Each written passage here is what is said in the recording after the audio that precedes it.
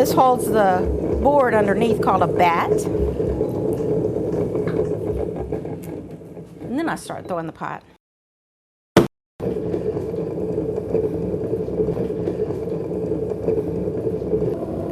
That's my thinking chair. That's the best rocking chair in the whole world. It's made by Amish people. Mennonite people in Pennsylvania.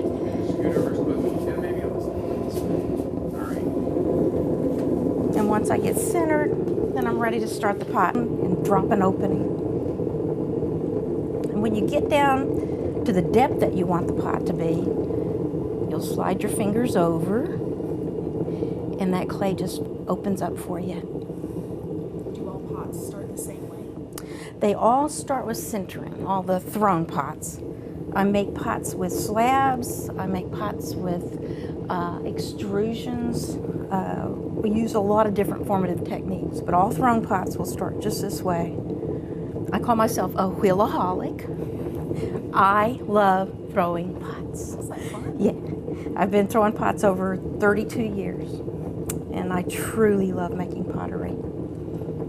I didn't discover it until later in life, but from the very first day, I knew I was born to be a potter.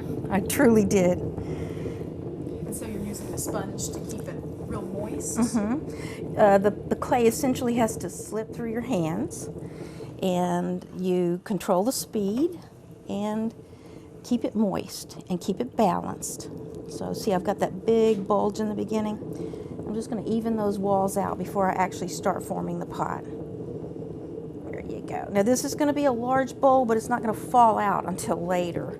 So my objective in the beginning is to get that clay up into a large inverted cone. So you grab it down at the bottom and just pull it up into the air and gradually control your speed as you go.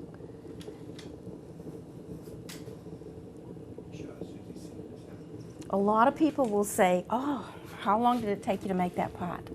And I'll go, "It took me an hour and 32 years." So It seems like it's definitely something that you learn from trial and error. Yes, you just have to make hundreds and thousands of pots to really get good at them. So I'll undercut under there so I can grab that clay, and then you'll see it's a really fun thing. They're going to fall out.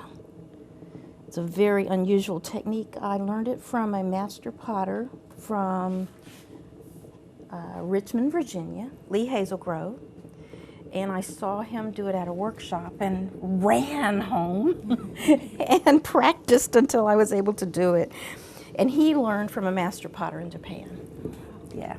Lee and I still are friends. We kind of watched each other have children and raise families together. And he's still a very well-known master potter in Richmond, Virginia. There you go. Okay, now we're going to lean it out just a little bit, and then we're going to walk it out with the stick. Here we go. And you'll see why I love this technique. We're going to give it, these are called pulls. And I'm going to give it one more pull, and then it's ready to come out. And I mean, by itself, that's not a bad bowl for a function. But when they fan out, then you have them, they make great salad bowls, fruit bowls, all kinds of wonderful bowls. All right, we're going to get one last cut under there. Now when we're through, when this comes off the wheel, I'm going to trim that bottom up, and it'll have a really nice foot. There you go.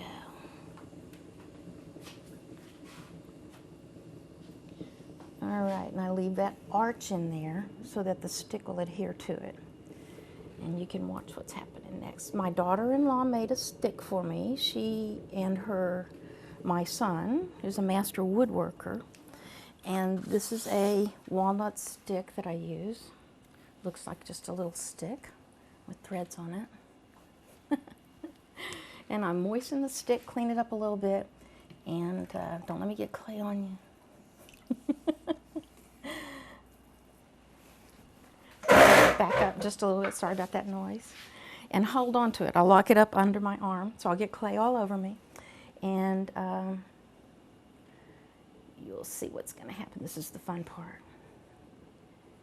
Now that we're filming this, of course, you know this is going to fall over. And the clay holds its form. The clay has such amazing wet strength. You would never believe a pot could do this. And I'm just laying that bowl out there. And I'll lay it out 2 or 3 times, and then I'll let it rest. And I'll come back and lay it out again in about an hour. What's the, are you letting it dry a little bit? You let it dry a little bit, and then you press it back down one more time. Although you don't have to do that, that keeps it just a little bit flatter and enriches the shape just a little bit more. There you go. And later I'll push that little bit up right there, or I'll incorporate it and make it part of the design. And the very last thing I do is, because you're making a pot and because your hands have touched it, and it's not something that you can buy at Walmart, I leave sort of like a little piece of Zen meditation down in the bottom of each pot. And I'll take my finger, turn the pot on, the wheel on really slow, press it down, and leave a wonderful spiral, which is a universal symbol for many, many religions. There you go. Clean it up so you don't have a sharp edge. And I won't touch that again till after the firing. That's never going to be altered. There you go. It's beautiful. Yeah.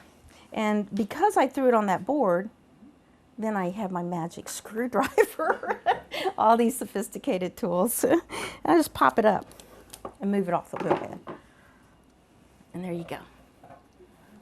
So, okay. And we could do tall things, skinny things, whatever. But that's one of my favorite forms. Okay. It's really neat to see it come out. Thank you.